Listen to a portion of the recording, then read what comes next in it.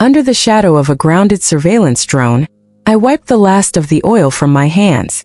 Fort Wallace shimmered with late summer heat. Dust hung in the air like breath that hadn't quite let go. My palms were slick, sweat and grease mingled from a long shift on the gimbal stabilization unit. The drone above me, an old MQ-9 retired from live ops, was cracked at the belly, its shell half open like a broken bird. I heard them before I saw them. Voices young and loud. A group of recruits stood near the chain-link fence, barely out of basic, still wearing the cocky weightlessness of people who hadn't seen real blood. They looked my way. One of them, a kid with cropped blonde hair and a smirk that hadn't been earned, nodded toward me. "Hey," he said, loud enough for the others to hear. "What, lose a bet at the tattoo parlor?" Their laughter was casual, thoughtless. They were pointing at my shoulder. My collar had slipped again. In this heat, even regulation fatigue sagged. The ink was visible now, thin black lines etched into my skin. At a glance it looked abstract. To them, just a mess of geometry and symbols. They had no idea. I didn't respond, just folded the rag in my hand and turned back to the drone, reaching for the torque wrench. But something in the silence shifted. Someone else had seen. A quiet stillness passed through the hangar. The air seemed to pause just for a moment. No orders. No alarms. Just presence. I wasn't always here. Before Fort Wallace, before hangars and cracked drone skins, I was stationed in Alaska, near the Arctic Circle on a weather outpost no one ever thought about. The kind of place where silence comes easy and names get lost under snowdrifts. I transferred south after a winter that froze everything inside me. Orders came through classified channels, but I didn't ask questions. Not anymore. Fort Wallace was supposed to be temporary, just a place to keep my head down and my hands busy. The base didn't know what to do with someone like me. They needed someone good with stealth systems, tight wiring, and things best left undocumented. I fit the need. No medals on my chest, no unit patches. Just a name, a record, and a sealed personnel file that made some officers pause before asking too many questions. I kept to myself. Did my work, said little. The younger ones gave me space at first. My demeanor helped. But over time, curiosity seeped in like water under a door. Especially when they caught glimpses of my ink. The tattoo had been with me for years. I don't remember when I first began marking the skin. Maybe after Echo 3. Maybe after Madrid. It wasn't about memory then, it was about burden. I started with a single line. Then another. Coordinates. Names. Locations I couldn't forget if I tried. Each mark held a mission. Each symbol a person. Some living. Most not. In uniform it stayed hidden. But the longer you're in hangars, crawling under drone chassis or pulling late shifts recalibrating jammers, the more that collar slides. At first they thought it was some compass design. Boyle called it hipster camo. Others joked about tactical tattoos. But a few stopped laughing when they saw how exact the lines were. Not decorative. Not for show. They didn't understand, but instinct told them it meant something. They never asked directly. Not then. They just muttered behind my back. Boyle was the loudest. Private First Class Randy Boyle. Always swaggering, always needing to be seen. He hadn't seen combat. Few at Fort Wallace had. It wasn't that kind of base. He took one look at me during a shift rotation and muttered something under his breath loud enough to catch. Probably some cosplay tough girl.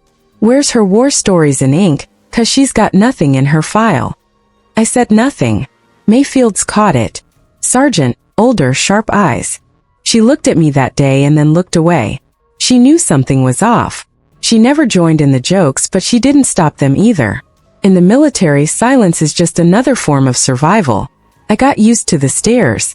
Got used to the subtle shifts in tone when I entered the room. People didn't know what to make of me. I wasn't abrasive, but I wasn't soft either.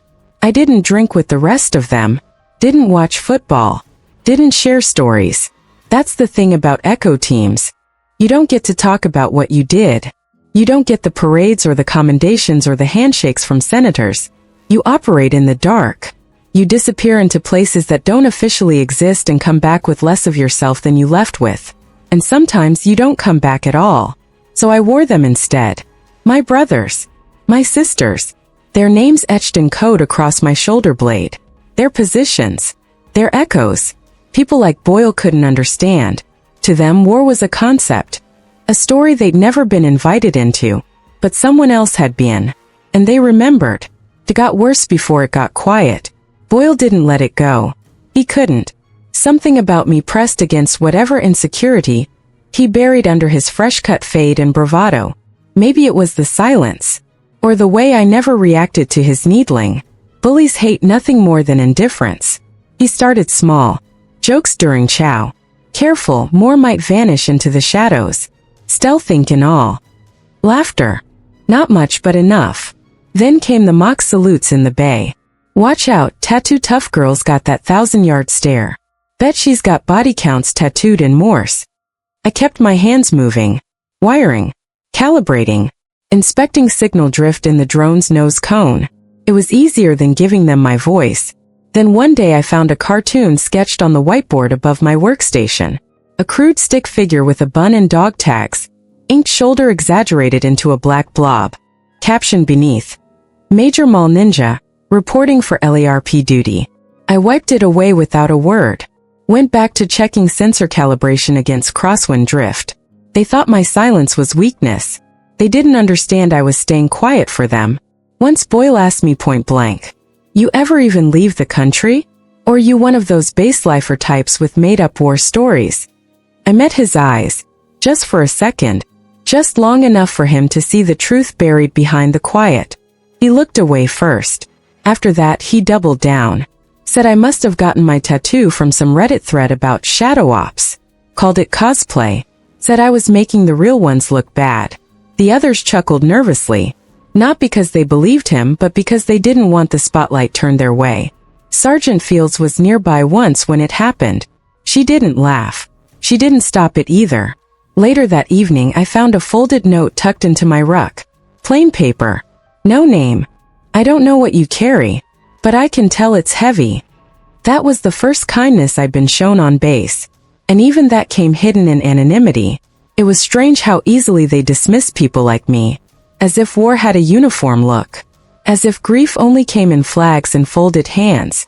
But they didn't know the nights I spent in the dark, breathing through a rebreather in an old culvert beneath a chemical plant, waiting for the signal. They didn't know how it felt to hear a friend scream in your ear through comms before the line went dead. They hadn't learned how to bury a name without a body. I had. More times than I could count. Sometimes I'd catch one of the older techs watching me. Ramirez. Civilian contractor. He'd been around long enough to spot things others missed. Once, when Boyle strutted past bragging about his high score on a simulator, Ramirez looked at me and said quietly, "Sim's just a game. You've seen the real thing, haven't you?" I didn't answer. He nodded like he understood, then went back to his toolkit. It didn't stop Boyle. If anything, he grew bolder. Started telling new arrivals that I was some glorified intern with an attitude. Said I was bitter because I'd never made it past tech school. They laughed. I just worked. There's a certain ache that comes from being disbelieved about things you can't prove. But when you've served off books, buried under redacted reports and false flags, proof is a luxury you give up. So I let them talk. Let them laugh. But the ink remained. Black lines. Curved arcs. Tiny symbols. To them it was meaningless. But I knew every mark by name. U1 Cairo. L3 Ganymede. N5 Pulaski Highway, that cold warehouse on the edge of the border. Every one of them. Coordinates of people who didn't come home. We didn't get burials. We got silences. And still I carried them. Every day. On my skin. That afternoon, the heat had climbed into the rafters. The hangar was half silent. That kind of hush that settles in when machines are idle and sweat drips from the end of your chin to the concrete floor in slow punctuation. I was finishing diagnostics on a faulty power converter when I heard the tires roll in. Unfamiliar ones, soft but sure. The kind of sound that doesn't announce itself but expects to be heard. A black SUV. No insignia. Government issue but not from our fleet. The windows were too dark, too deliberate. When the engine shut off, even Boyle went quiet. The rear door opened and a man stepped out. Colonel Jack Kane. Most of the base knew him by name. Former operations lead for a now-defunct signals group. His face had made the rounds in old briefings and long whispers. Decorated. Not flashy. carried the weight of missions no one spoke of. Some said he'd been groundside for what happened in Tangiers. Others said he was just a ghost from a time when the military had teeth no one saw. He didn't speak as he entered, just walked the line, boots on concrete, purpose in every step. He passed the mechanics, the comms team, Boyle, the others. He didn't look at any of them. His eyes moved methodically until they found me, hunched over the converter, collar shifted just enough from the long hours in sweat. He stopped. One step, then another. The space between us narrowed until it held its own silence. His eyes landed on the ink, and he froze. Not dramatically, not like some movie scene, just a pause. A breath held still. He studied it. The geometry, the lines, the symbols. Then in a slow, deliberate motion, he rolled up his sleeve. The same tattoo, same design, but in the center of his was one difference. A single mark etched in deeper ink, still darker than the rest. Echo 7 Kia. For a long moment we just looked at each other. No words, just recognition. And then he spoke. Not my name, not my rank. A phrase. For those we carry. The words hit harder than I expected. They cut through years of silence, through burial orders and sealed reports. I stood up, straightened, met his gaze. And those we bury deep. He saluted. Slow. Measured. Not for show. Not a command gesture. It was for the fallen. He held it long enough for others to see. To understand. The room had stilled. Boyle, the mechanics, even the young ones who never listened, all eyes were on us. They didn't know what it meant, but they knew it meant something. When Kane lowered his hand, he turned to Boyle. His voice was quiet, but it landed like a weight. You know what those marks mean, Private?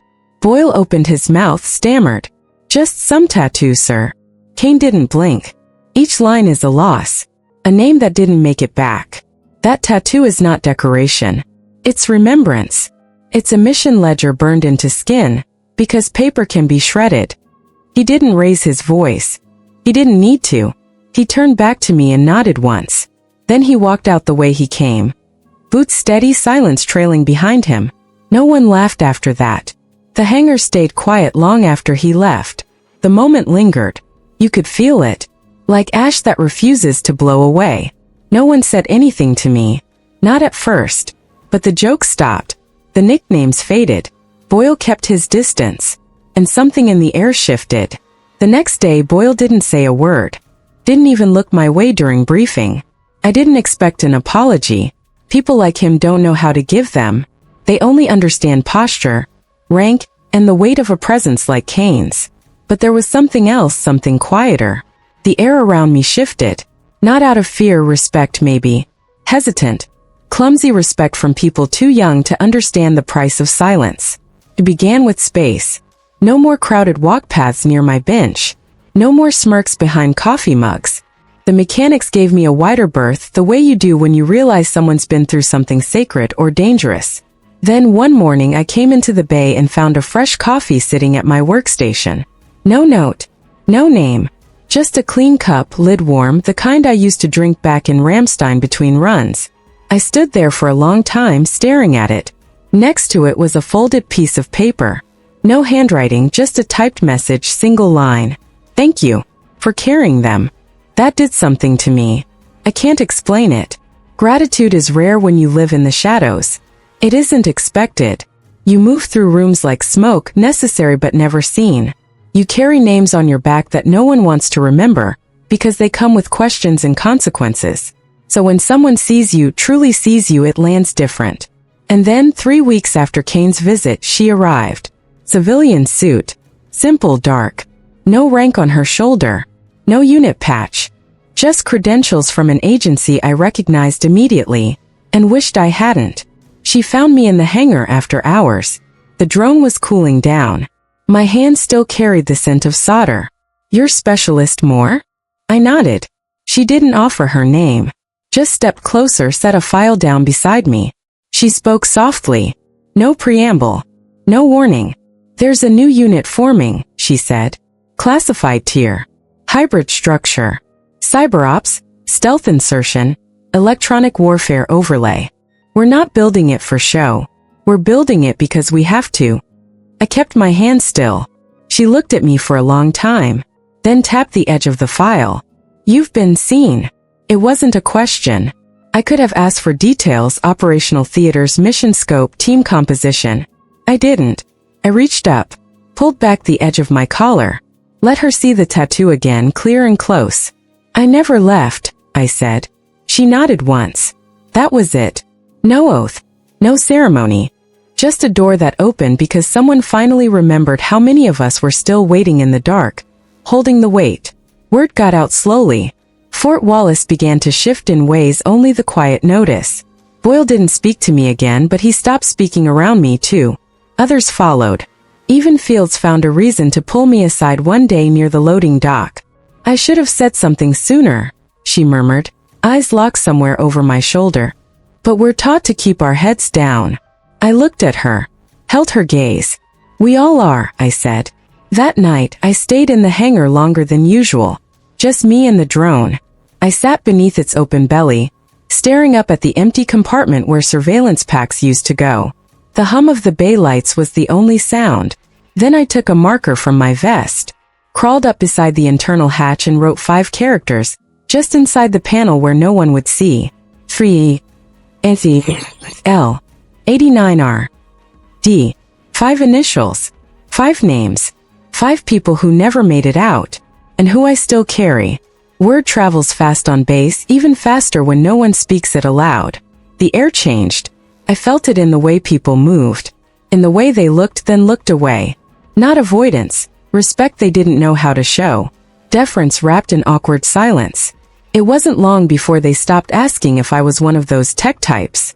They stopped pretending my past didn't exist. Not because they understood it, but because someone with stars on his shoulders had made them look.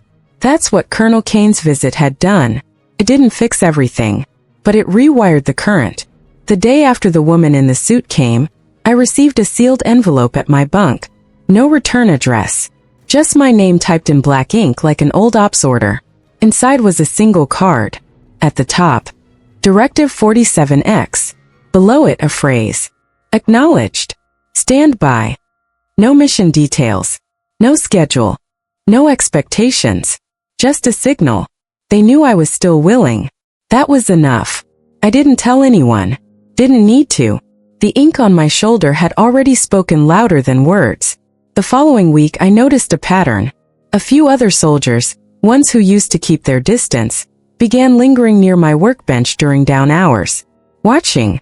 Asking quiet questions about solder joints, capacitor drift, flight telemetry. Not because they wanted to learn, because they wanted to listen. They didn't ask about the tattoo. Not directly, but I saw them looking. One of them, a young specialist named Keene, stood beside me one evening, hands shoved deep in his pockets. He was pretending to study the drone's wing joint. You ever do field installs?" he asked. His voice was shaky, careful. I didn't answer right away, just kept working. Then I said, "Once." He nodded, didn't press, just stood there a while longer. That's when I knew something had shifted. Not in him. In the structure. In the legacy. It wasn't about stories. It wasn't about heroism or medals. It was about presence. About holding space for the fallen, even when their names had been erased. A few nights later, I found something new at my station. Not coffee this time. Not a note. A folded strip of cloth. Faded black. Frayed at the edge. I opened it carefully. Inside was a patch, embroidered in gray thread. Echo remembered. No unit designation. No rank. No country. Just the words. Whoever left it had known.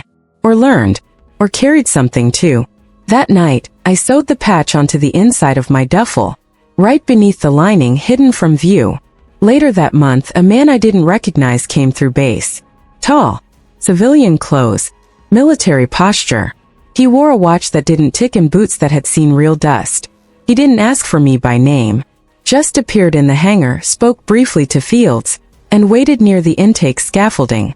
I approached without words. He nodded once, then reached into his coat and pulled out a small device, an encrypted comms chip. Handed it to me like it was a lighter or a coin. "Should the signal come," he said, You'll know what to do. I didn't ask what for. I didn't need to. He left without another word. Weeks passed. The sun shifted lower on the horizon. Training schedules changed. Personnel rotated. Boyle left on temporary duty assignment.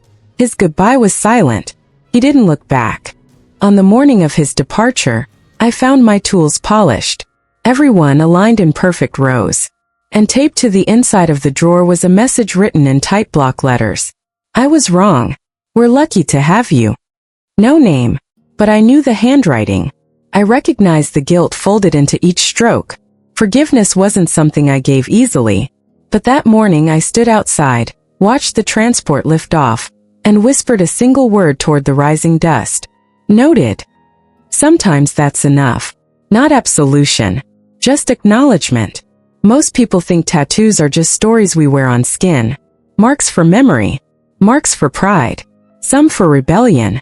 Mine isn't for any of those. It's a ledger. A map etched in blood and silence. Each line a place. Each mark a name. Not one of them mine.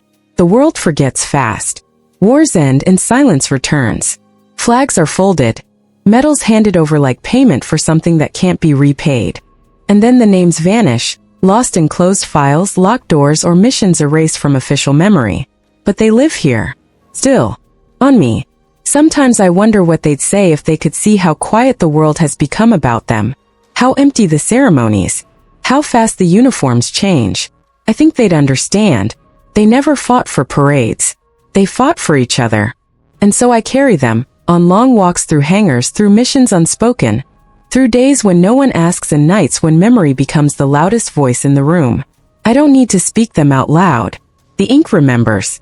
And when my time comes, when they roll the flag and tap the drum, I hope someone sees the marks and knows. This wasn't art. It was memory. For those who never returned. And for those of us still carrying them.